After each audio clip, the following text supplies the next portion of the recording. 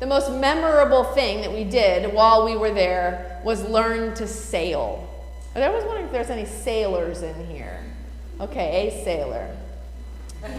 So Jason grew up sailing with his parents in the Puget Sound and had great memories of that time, so it was natural that we would pursue that together. Also because Boston has a big sailing culture. We started out at a little nonprofit place where you could take dinghies out in the Charles River.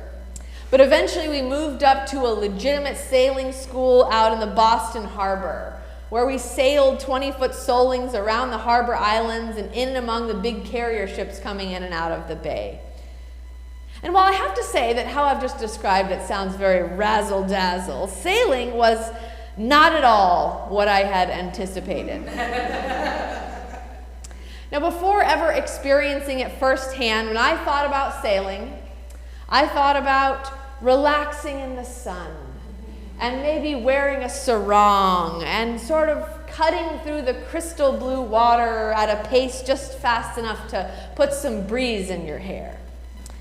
You know, like in the movies when they're sailing. It's always how it's like. So you can imagine my surprise when I arrived at my first real sailing lesson and the instructor led us by a wall of hooks, all with huge sort of rubber suits hanging on them, and asked me what size foul weather gear I preferred. Now my honest answer, which I'm glad I had enough self-control not to blurt out, was none. None. I do not prefer foul weather or its gear. I would prefer my aforementioned sarong and maybe a cocktail if you please. But that was not on the agenda. And that was just the beginning, I gotta tell you. As it turns out, the actual work of sailing was also nothing like my imagined relaxation exercise. It wasn't just the wardrobe where I had sort of a missed perception. Like first you gotta lug the sails out of wherever you stored them, and then you're putting them on 27 million hooks and you're sort of hoisting it up the mast while it flaps around and you're pulling things, but don't pull it up too much because then you're gonna get swept away. And there's these ropes and sheets and clips and here and there, and after you've done that for what seems like about 2 hours, you get to the real sailing part. But that's not relaxing at all either. I'm sorry to burst your bubble, everyone except Nat, who's not a sailor. It's like a full-time job. There's so much movement, especially if you're in a very small boat. You know, it's like you're sitting over here, sit over there, now pull on this thing, now prepare to jibe, now sit over there, now move over there, now watch out for the boom, right? Someone is always shouting at you to pull this or prepare to do something else or watch out, right? Then there's the weather and watching for squalls, which is a terrifying thing to imagine, and thinking about which way is the wind going and how fast. It's just a lot. What I had thought sailing would be like was a lot like driving a car. Only instead of a car, it's a boat, and instead of the road, it's the water, which should technically be easier because the water is a lot wider. But what sailing was actually like, at least in my lived experience, is like driving, except there's some other deranged person in charge of the gas pedal. And you're like sharing all the tasks of driving with a team of other people, mostly via shouting. So imagine you're going down the road and you're accelerating and stopping, and then you're shouting, turn signal right, wipers on low. I mean, it's very hard to imagine you can get anywhere this way. And I know that lots of people find this thrilling. They're willing to invest their whole lives in just the idea you can actually get somewhere using this process. But I found it very challenging, as you might imagine from my description of this experience. Partly because I wasn't good at it at all, but mostly because it just felt so out of control, right? Like I really like to be in control of things. That's my personality. But this felt very out of control. I decided I should tell you in the end, I might be kind of motorboat girl. I've never motorboated either, but I think it sounds great. Let me know if any of you have a motorboat and would like to take me out sometime. In fact, the only thing about sailing which I was really good at was navigating, because that's actually about figuring out actually right where you are, and it's based on facts, like that thing's 100 feet tall and I'm a quarter mile away, so hashtag math, and then you know. Or it's 42 feet deep right here, but it's only 16 feet deep over there. Don't go over there. But mostly sailing didn't feel that exact to me. But I'm going to tell you right now the really bad news. You ready for some really bad news? You thought sailing was about being warm and relaxed, and I'm going to tell you some even more bad news. That life, especially life of faith, is, I think, a lot more actually like sailing than like motorboating. That's something people tend to get a little confused about sometimes when they think, well, if you have faith, all of a sudden your life will be under control. Some invisible force will align everything just the way you want, and you'll be just motorboating through on your way to heaven. That's what a lot of people think. You go to church, they think that you think your life's going to be very under control. And certainly there are times when it feels that way, like the Spirit really is opening doors for you. Maybe some of you have been in a season like that. But I think there are many more times, at least in my limited experience, where it seems like a lot of the things in our lives are just not within our control. There is war and illness and change and conflict, and people leave us or get sick, or we get sick, or things that we hope for don't materialize. These uncertain bits intrude on us when we don't expect it, and they intrude on us a lot of times when we wouldn't invite them. So the question becomes sort of, how do we find peace? And how do we find enjoyment in the midst of this unpredictable sailing called life? Now, one solution, which I notice a lot of us like to try out, is just to try to control our environment a little bit more. Control the things around us that are within our reach, right? I think we see this all the time. We feel that the world's a little bit out of control, so we say, we're going to control this right here. Our bodies, our kids, our environment, other people's bodies. We believe we're going to find peace that way. I think sometimes that works to sort of stave off the worry for a while, but I think that when we're honest, we can acknowledge that actually doesn't really bring true and lasting peace in the end. And you see, I think that is actually what Jesus is talking about when he's talking about God giving us peace, not in the way the world gives it to us, but in a different way. You see, in Jesus' day, the prevailing model of how to achieve peace was Pax Romana, Roman peace, right? This is the empire that they're all living in. And the empire's methodology was pretty simple. It only has 2 steps: victory and then peace. So you win, and then there's peace. You control as much territory or as many people or as many resources as you can, and that's how you establish relative peace, right? I'm in charge now, and so there's no conflict. So history will show that that can work for a little while. But in the end, and this is what a lot of reflection on the enterprise of colonialism has taught us, is it's not really peace, and it can't last, right? A program of systematic control and cultural assimilation and erasure that leads to compliance is not the same as peace. It's merely another form of oppression. But that's what Jesus is speaking to in this world that's really formed by this idea of Pax Romana, victory and then peace. And Jesus comes in with this new idea. He says, I'm about to show you another kind of peace. And it's not about control. And he says, this is going to shock you guys. It's actually about surrender. Now, it's not about giving oneself. It's about giving oneself up, not necessarily to the oppressor, to the feared thing, but to the bigger picture, which is the love that contains everything that there is, that contains what can be controlled and what cannot be controlled. Now, this passage that we heard today, that we just heard Heidi read, comes from a farewell discourse that Jesus gives, as recorded in John. This is right after the Last Supper and the bit about the foot washing and the commandment to love one another. And then it's kind of a funny story. Jesus gets up and it's almost to the doorway and then turns back the disciples and starts to give this really long sermon about the meaning of life and the ministry of God and death and theology and everything. It's kind of like a weird bit of literary suspension. Jesus says, let's go. By the way... And then he gives like a 2-hour sermon about all these things. And, then they walk out the door. But the point is, it is this moment of intense worry and pain and confusion among his community that is the disciples, right? They know where he's going.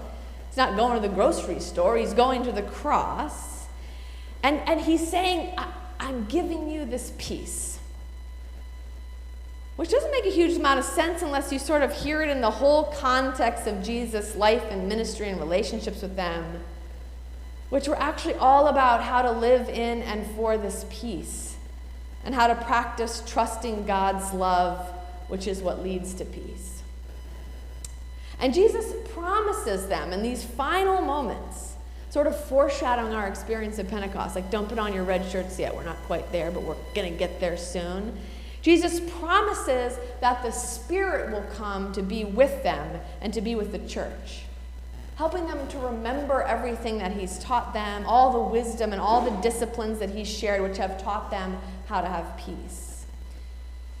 And I don't know, I mean, it's been nice outside, so in case you have a busy weekend, you have some other things planned, and you don't have time to go back and read all the Gospels and kind of learn about Jesus' entire program for trusting God and getting peace, I'm going to give you a little brief summary. Ready for this? It's love. It's love. The Fab Four were actually right. It's all you need.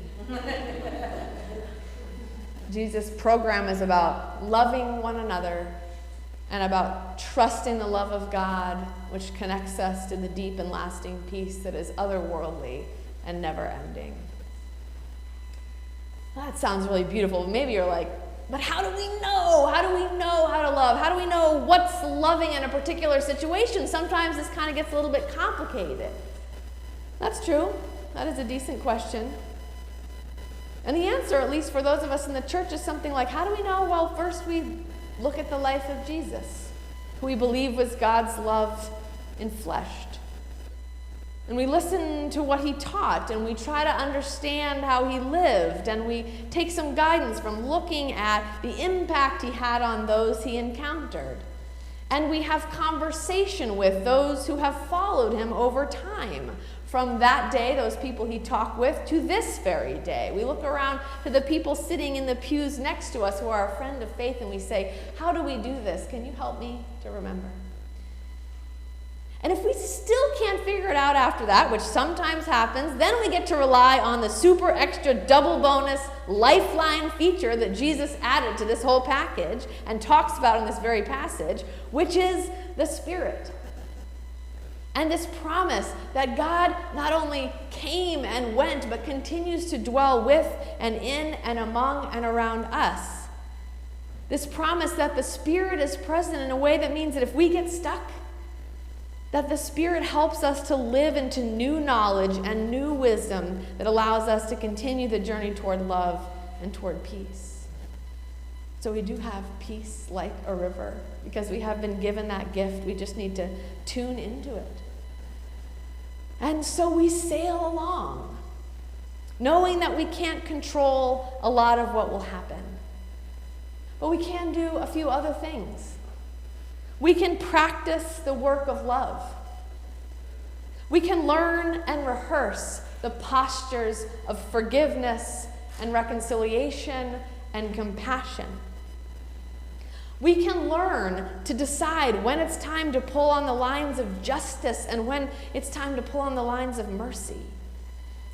We can fill our stores with wisdom and beauty and songs that go with us on the way. We can learn to work together as a crew, coming to trust one another, to be there in our hour of need, a representation of God's presence with us in our times of need. We can go out on little day trips into the world and experiment with our understanding, seeing what works and what doesn't, and then come back to troubleshoot. Confess what went wrong and what didn't and what we still need, and then retry, repair. We can sing and we can pray and we can think about God's love for us, which in the end, of course, is what buoys us up. We can do these things over and over and over and over again. Sundays at 10 a.m. are a great time. Do that until we start to feel this sense of peace as we sail along, until we start to think, hey, I'm really finding a lot of joy in this, and it's independent from the weather. I'm no longer living in fear of what's to come, not because I know what's coming, but because I trust that I will know what to do. and that there can be peace and thriving within that. I think that's the life of faith. I think that's what we're trying to get at here. Trying to practice until it is second nature for us to trust that actually God's love has been with us all along. That in fact, God's love is the water on which we are sailing. By the Spirit's prompting, we can rest assured in the promise that Jesus rising sealed for us, which is the promise that always, in all corners, in all kinds of weather, God is with us. The promise that even if we sink into God's love because it is bigger than anything that can happen to us. And so we have that peace within us. I still don't think of myself as a sailor, but the life of faith is certainly something I can get on board with. It's why I'm still here after all these years. It's why I'm here with you right now, and also why I entrust these words to the one who created us by speaking a word across the chaotic waters. The God who redeemed us in a river of baptism, and the God who continues to sustain us in the Spirit's presence even now. Amen.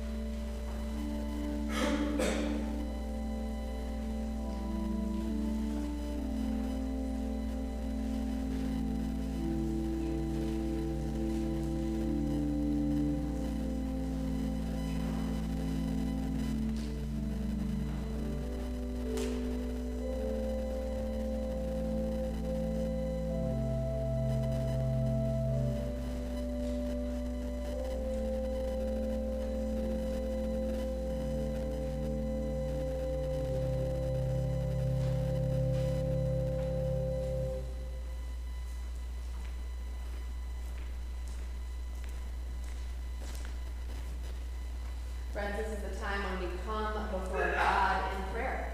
We bring the joys and concerns of our lives, our families, our broader community, the world. We offer them as a gift to each other, and we also lift them to God, that God might be with us in those things. Just a few things I'm aware of. One would be a prayer for Tommy and Bobby Roberts. Many of you know they've been away for some time. Apparently, upon their testing to be approved to fly back here to the U.S., Tommy tested positive for COVID, and so now they're stuck in sort of a limbo, and so they would appreciate just our prayers for health, but also for safe passage when the time comes for them to be able to return from their great trip. We know that broadly our communities continue to struggle with COVID and uncertainty in families and schools and things, and so we continue to pray for the community as it copes with this. We also continue to pray with our leadership that they might be finding sensible ways to make sure people are safe from violence in the streets, and so we think about that. Also, a few families in our midst who have transitions upcoming, and we just pray for peace and a sense of God's presence with them as they do that. So holding all those things in your heart, as well as those personal prayer requests you bring, let's take a deep breath and enter into a spirit of prayer meditation.